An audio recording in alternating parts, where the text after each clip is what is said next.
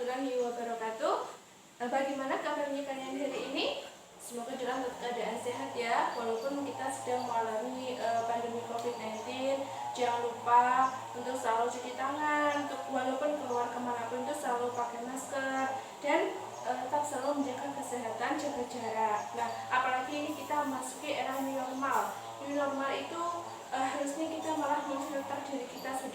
Kemarin kita sudah berlatih dengan menjaga jarak, sudah dengan harus menerapkan cuci tangan, harus pakai masker dan lain sebagainya. Walaupun new normal itu tetap harus dilakukan anak-anak. Untuk apa? Untuk perlindungan kita sendiri. Siapa tahu yang membutuhkan itu? Yang membutuhkan itu adalah kita sendiri. Jadi kita harus menjaga yang namanya tetap harus menjaga kesehatan.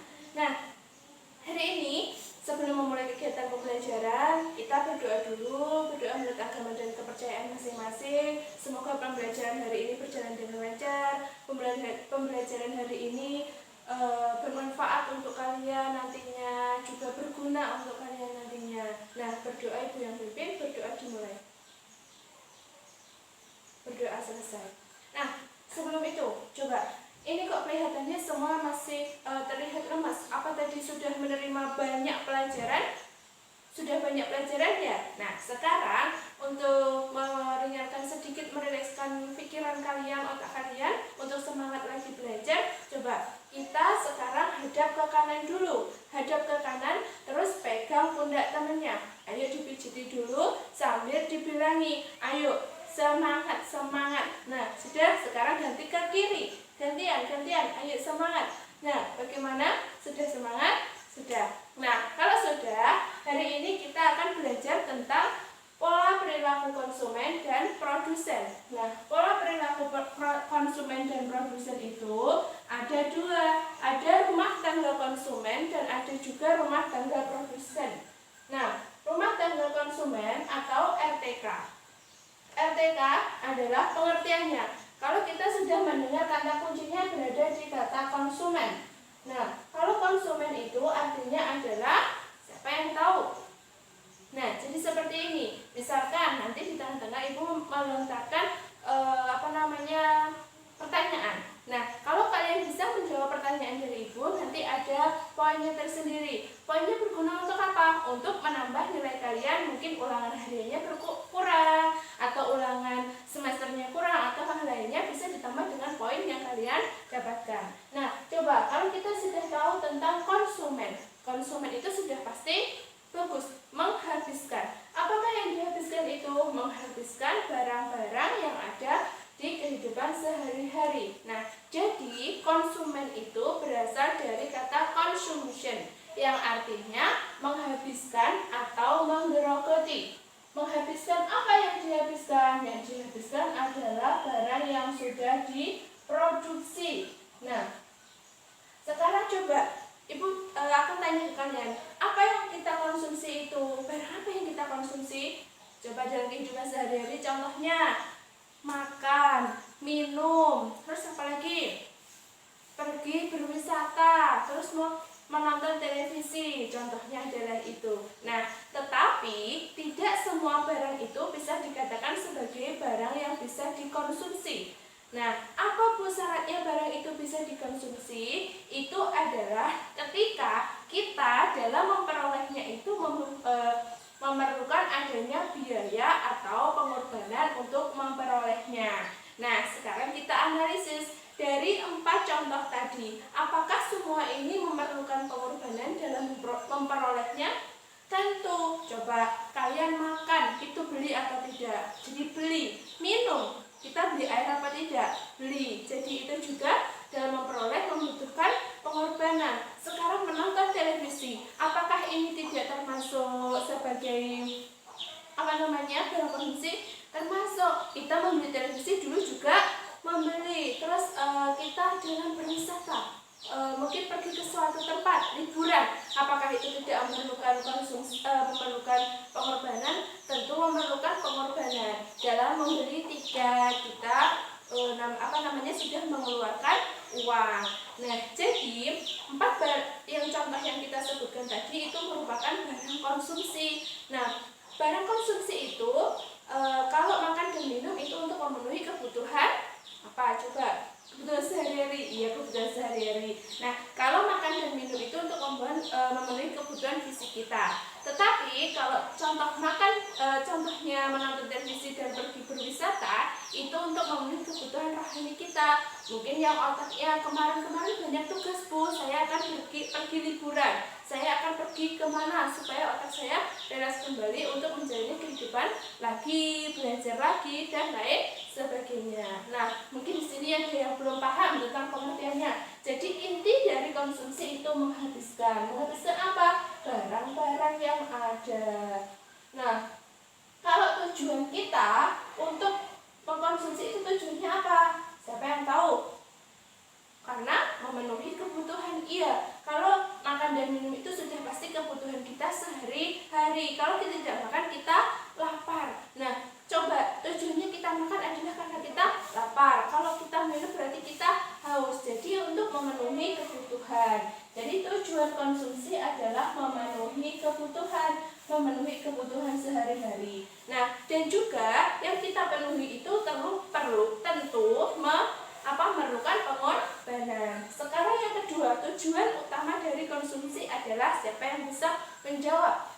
Coba. Nah, jadi adalah untuk mencapai kepuasan. Mencapai kepuasan maksudnya bagaimana? Mencapai kepuasan itu adalah contohnya seperti ini.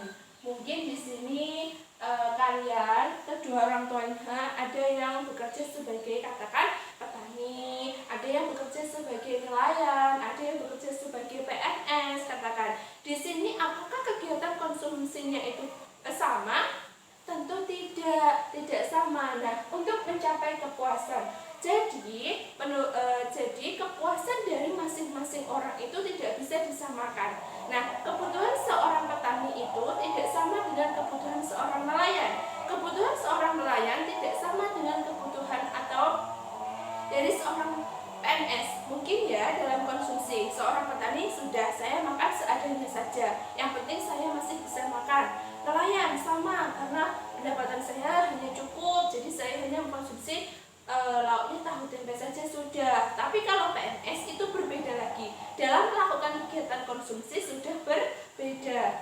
Nah, itu adalah tujuan dari konsumen atau konsumsi. Itu ada memenuhi kebutuhan dan juga mencapai kepuasan. Mungkin ada yang ditanyakan? Tidak ada? Kalau tidak ada, kita lanjut ke pola perilaku. Pola perilaku dari konsumen itu adalah tindakan yang dilakukan konsumen untuk dalam memperoleh dan juga memanfaatkan barang yang ada. Nah, maksudnya bagaimana? Jadi dalam memperoleh itu konsumen juga tadi sudah untuk mencapai untuk memenuhi kebutuhan dan mencapai kepuasan. Nah, lalu kalau di selanjutnya adalah apa Bu patokannya seseorang itu pola perilaku konsumen itu? Jadi patokannya adalah itu pada pendapatan. Jadi pada pendapatan dan juga harga barang. Jadi katakan mungkin pendapatannya tadi disebutkan bahwa pendapatan petani itu tidak sama dengan pendapatan PNS. Kalau harga, mungkin bagi seorang PNS ya untuk membeli barang yang harganya 500.000 itu mudah. Tetapi kalau bagi petani, apalagi penghasilannya yang cukup, itu cukup sulit dalam memperolehnya. Kita dalam memperoleh uang saja masih sulit, apalagi untuk membeli barang yang harganya ya cukup mahal bagi seorang petani ya katakan. Nah, di sini itu dalam pola perilaku itu ada barang itu bisa habis secara langsung dan juga bisa habis secara berangsur-angsur. Barang yang habis secara langsung itu siapa yang bisa menyebutkan? Habisnya itu langsung dalam sekali konsumsi itu berarti habis. Berarti kalau berangsur-angsur itu masih bisa digunakan kembali. Nah, kalau yang habis langsung adalah ya benar sekali, makan. Terus apa lagi? Minum. Nah, terus apa lagi? Mungkin makan minum ya yang tentu langsung habis dalam sekali waktu. Nah, tetapi yang berangsur-angsur kira-kira ini loh yang kita pakai ini apa namanya?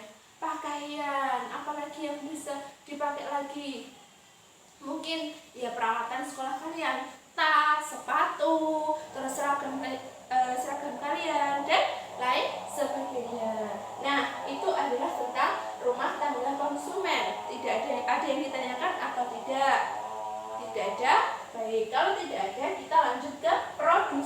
Coba, kalau kalian mendengar kata produsen, apakah yang bisa kalian pahami tentang produsen? Coba, produsen, kira-kira apa ya?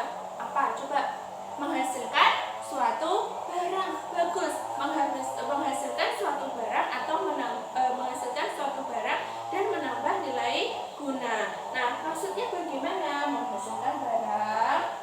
Menghasilkan barang. Nah, ini maksudnya atau nilai guna.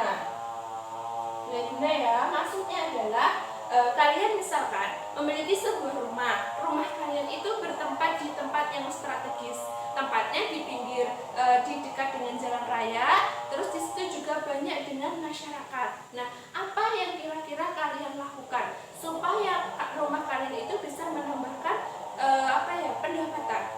Bagus, membuka toko. Membuka toko apa? Bisa membuka toko sembako, bisa membuka toko pakaian, bisa juga mungkin salon kecantikan. Nah, dari situ kalian akan mendapatkan hasil. Hasil itu bisa menambah nilai guna dari rumah kalian. Jadi rumah itu tidak hanya berfungsi sebagai hunian saja. Rumah kalian juga bisa menghasilkan uang. Contohnya ya seperti itu. Kita misalkan rumahnya lebar, strategis, udahlah saya tak coba. Nanti itu bisa menambahkan yang namanya pendapatan atau nilai guna dari suatu rumah tersebut.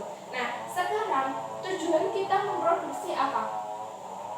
Tujuannya memproduksi itu atau menghasilkan barang itu apa? Untuk menambah nilai guna. Ya, menambah nilai guna tadi. Misalkan punya rumahnya besar, tempatnya strategis, bisa difungsikan lagi sebagai tempat berjualan. Nah, selanjutnya itu bisa sebagai menambah nilai guna. Kalau sudah menambah nilai guna, kira-kira kalian bisa menyerap lapangan kerja enggak? Menambah kerja.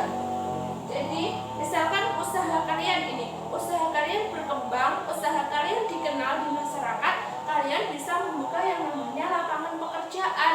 Cobalah kita ambil contoh satu. Kalian membuka mungkin keripik saja, buka usaha keripik ya.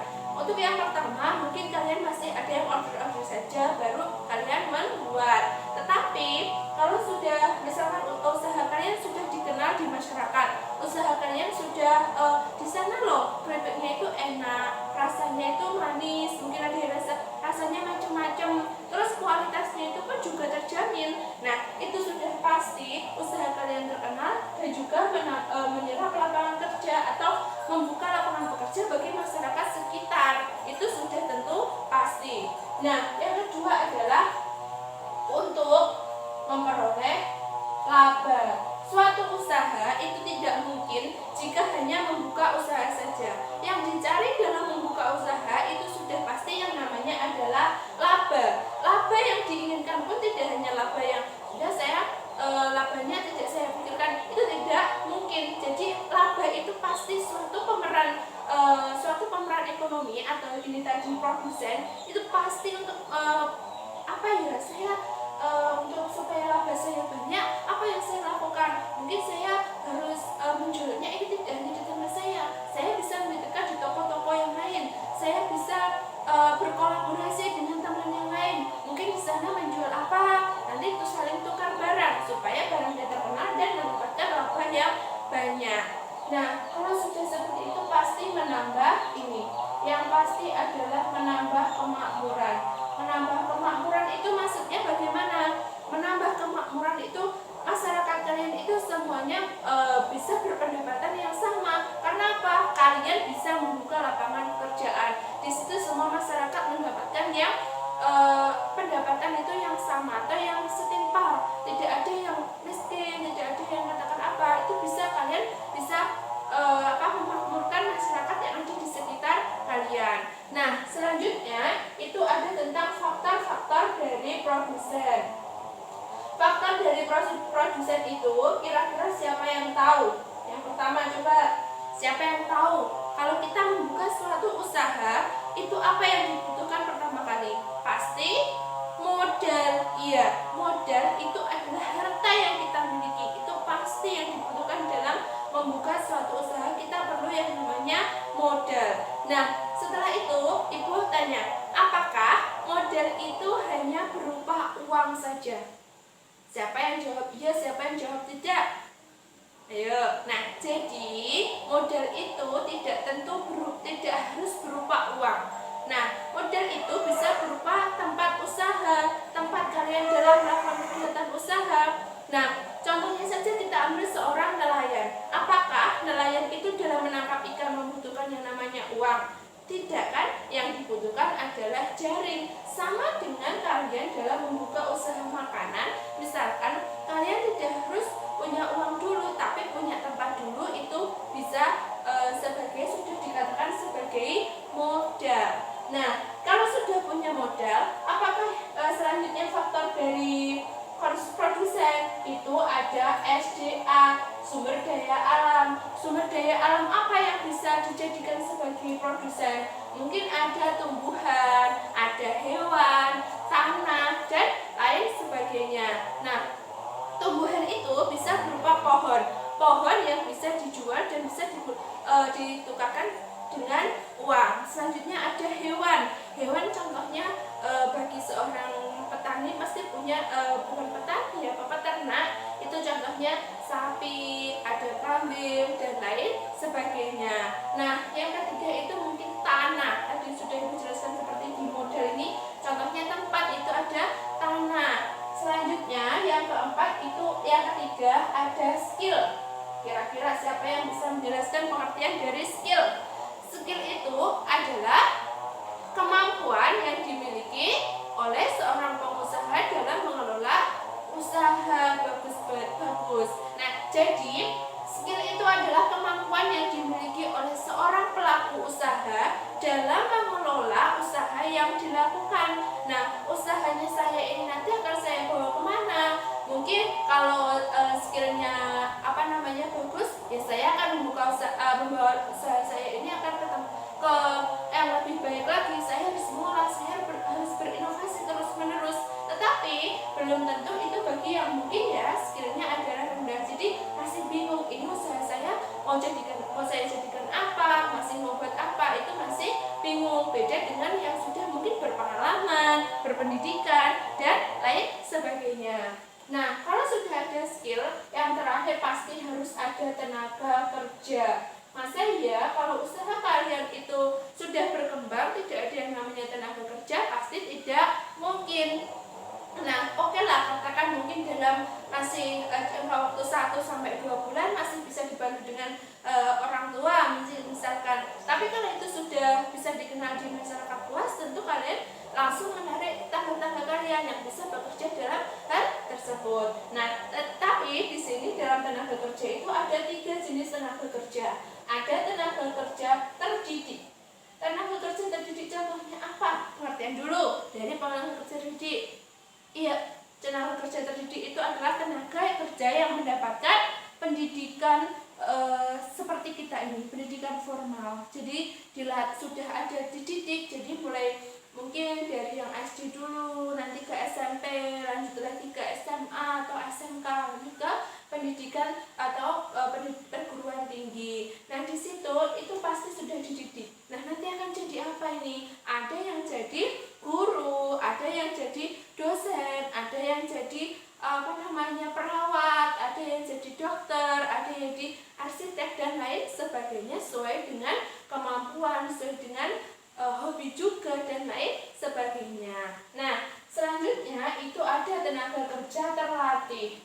Kalau tenaga kerja terlatih itu dia memiliki kemampuan dan juga keahlian. Nah, contohnya apa ya kalau dia memiliki kemampuan dan juga keahlian? Nah, contohnya adalah seorang supir. Coba, supir berpengalaman. Mungkin hari ini supir mengantarkan seorang pergi ke misalkan Surabaya, nah pulang, besok lagi pergi ke Kediri, misalkan ke Blitar dan lain sebagainya. Nah, dia mendapatkan pengalaman dan juga mengingat-ingat. Apa yang diingat? Ya jalan pasti, ya kan. Nah, dia memiliki keahlian dalam mengendarai dan juga dia memiliki pengalaman dalam hal tersebut, makanya dia bisa dikatakan sebagai tenaga kerja terlatih. Selanjutnya ada tenaga kerja tidak terlatih dan tidak terdidik, yaitu tenaga kerja yang bisa secara otodidak belajar sendiri secara mandiri sendiri, jadi dia bisa mempelajari hal itu sendiri.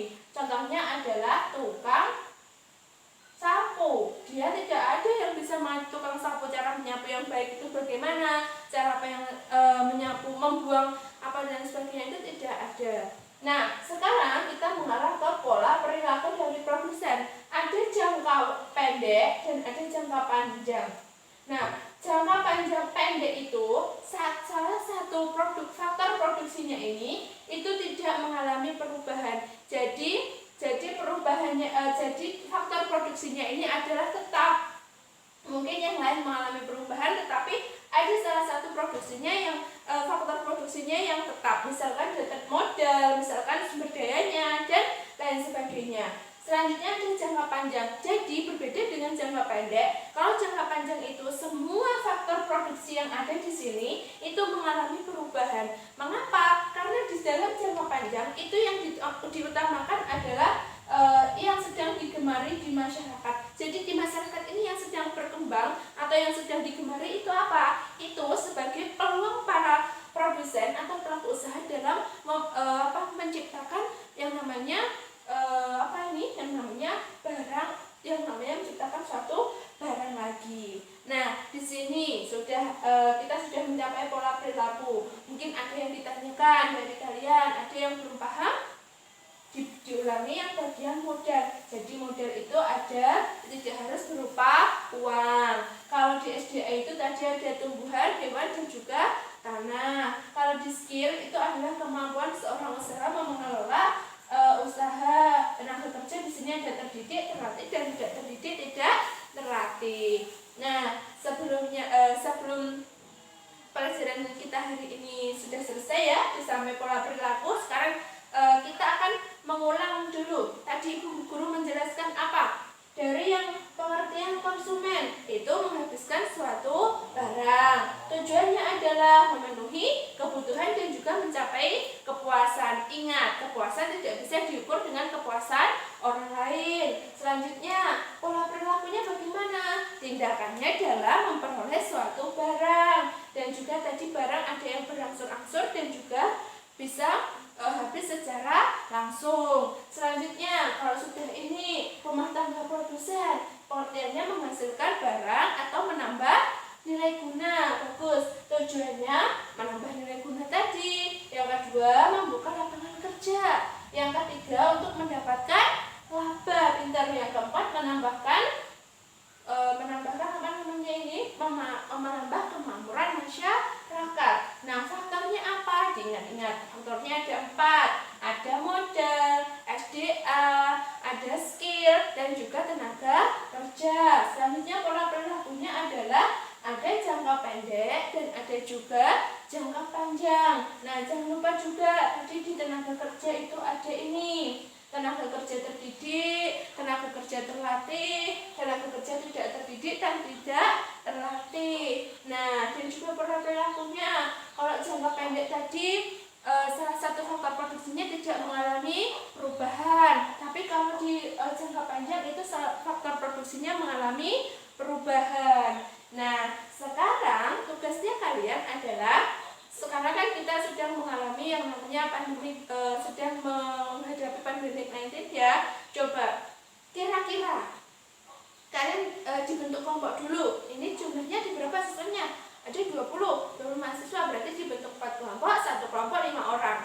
Nah, kalian bisa menjelaskan kira-kira kalian analisis. Nah, apakah kita sedang menghadapi pandemi COVID ini, apakah kebutuhan dari seorang konsumen itu mengalami perubahan atau tidak? Nah, di produsen sama, apakah dalam memproduksi itu mengalami perubahan atau tidak? Kalau iya, dijelaskan di bawahnya apa alasannya.